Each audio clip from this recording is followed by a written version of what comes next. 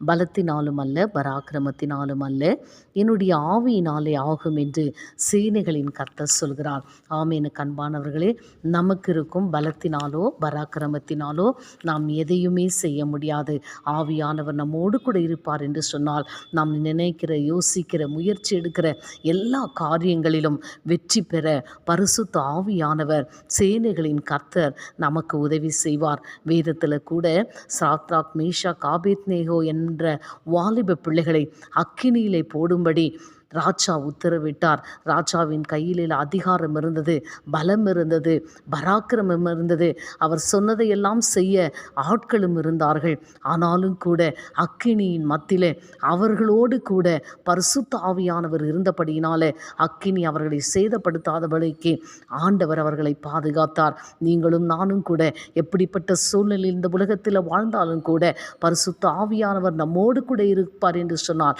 எல்லா விதத்திலும் நமக்கு உதவியாயிருந்து வெற்றியை காண ஆண்டவர் நமக்கு கிருபை பாராட்டுவார்.